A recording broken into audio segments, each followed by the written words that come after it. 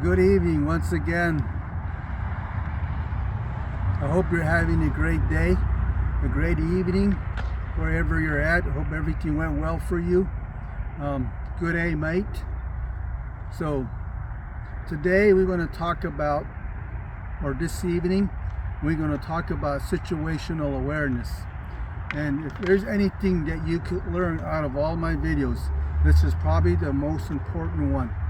If you can be aware of your surroundings and be aware of people and buildings or whatever it might be, because environment usually dictates of your situational awareness. Being said that, I like to start off with a story. I know people like to hear police stories, so I'm going to tell you a police story today. One day we were doing a sobriety checkpoint on one of the roads that we travel on, and it so happened that where I was standing, an older model vehicle came up to me. It was a car, and there are several people inside that vehicle. I walked up to the driver. I told him we're doing a sobriety checkpoint today, and I said, "Can I see your driver license?" He furnished his driver license, and then while I was talking to him, I was looking around at the same time, because we as police officers, we are very nosy people. And then so I noticed that the passenger person that was sitting on the passenger side, he looks like his leg was covering something. So I looked at him and I said, "Hey brother," I said, "can you please move your legs a little bit?" He kind of looked at the driver, looked at the other passengers behind him, and then he kind of looked down and he slowly moved his legs, and then I noticed it was a case of beer. So I told the driver, said, "Please park on that side. I'll meet with you in a little while." And he did, and I walked over and I told him to step out of the vehicle, and I told him to meet me in the rear of his vehicle. And I said, and I asked him, "Is there anything that's illegal inside that vehicle?" And he kind of looked at me and said, "Before you answer the question," I says, "I want you to be honest with me. If you're honest with me, I can work with you. If you're not being honest with me, then whatever I discover on you or on those people or inside the vehicle, then I'm going to have to throw the book at you. So you need to work with me here. I'm trying to work with you." He said, "Okay." I said, then I asked him again, "Is there anything in that vehicle that's illegal, that shouldn't be in there?"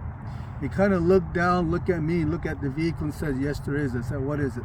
He said, "There's a box of beer in there." I said, "Okay, where's it at?" He said, "Okay." And I said, "Before I let you go, I'm going to ask you one more time. Is there anything illegal inside that vehicle other than that beer?" And he looked at me and said, "You need to remember, we talk about honesty here." And then he said, "Yes." I said, "What is it?" He said, "There's some more beer inside the trunk of that vehicle." I said, "Good." I said, "Well," I said, "there's two options I'm going to give you. One is you're going to pour those beer out and you'll be happily on your way. The second one is I can charge you with possession of liquor or whatever find in that vehicle, plus all your buddies in that vehicle. Do you understand that?" He goes, "Yes." "So which one do you want?" He said, "We're going to pour the beer out." I said, "Well, take out the beer and pour them out." While they were pouring it out, I noticed a young kid. He was probably like in his early 20s. He wearing with some baggy pants, baggy shirts, and he kept moving his hand to his front like this as he's looking around. My officers that I worked with were over there lollygagging, laughing and joking, and they weren't helping me. But he was keeping his hand,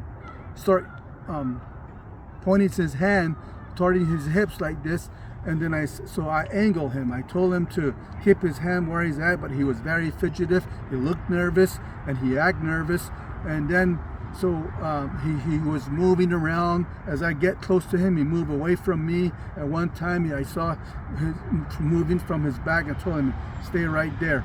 And I was hoping that the officers that I'm working with would notice me. Finally, he bolted from me and ran across the road, jumped right away the fence. That's when I yelled at my officers, "Hey, I need help over here." And by the time I said I need help, he was already running up the hill. We lost the guy. So, and now I'd like to tell you a story. No, I'd like to talk to you about a guy named Colonel John Boyd. Back in the 70s, he was in the Air Force, and he was a pilot. He flew aircrafts around, so he was an aircraft fighter. And so throughout his tour, and after he was done with his army, his Air Force stuff, he decided to study what people go through when they're in combat. And he developed a thing called O.O.D.A loop. And the O.O.D.A loop, the O.O.D.A spells O.O.D.A. So the first O stands for observation. And we're talking about situational awareness. So you got to be aware of your situations, in case something should happen. You're aware of your environment. You're aware of where your vehicle is parked. You're aware of what people are doing and what they're eating, where their hands are out. So that's you're observing stuff. The other O stands for Orient. In case something happens, you're going to position yourself where you won't get hurt, or where you're going to put yourself in a superior position. So now you're looking around. You're watching people. You're not squared and you're going like this, but you just do it nice and calmly. So you orient yourself. The D stands for is decide. When you see something is dangerous, you orient yourself, and then you decide what you're going to do with that situation. Which way you're going to run? Which way you're going to take your family? Where's your vehicle at? Is there buildings? Is there like trees? Where can you hide in case the person has a gun? All that comes into play. And the last of that the letter A stands for action. You got to take that action. You need that action, because if you don't take the action, you might get yourself hurt. And this repeats itself all the time. This is how people make decisions. So this is a part of your situational awareness. If you follow that formula, you're going to be okay. But if you don't follow that formula and you don't pay attention to what you're doing, nowadays people like to play with their phone, and look at it, or playing, and they're giggling and gaggling. And then if there's a gunman happen with the gun, and somebody's with the gun and he starts shooting around, they're the first target. They're easy target, and they make themselves victim. One of the things you don't want to do, situational awareness, is project yourself like a victim and act like a victim. Make sure you're aware of your surroundings. You're aware of your people. You're aware of your surrounding. You know where the buildings are out, the exits, and everything. So, like I said, anything that you want to learn today is your situational awareness. Being said that, I hope what I said and how I said it helped you, so you could be aware of your surroundings. Again, before I leave, make sure you subscribe, and also make sure you leave comments, please. Thank you. Enjoy your evening.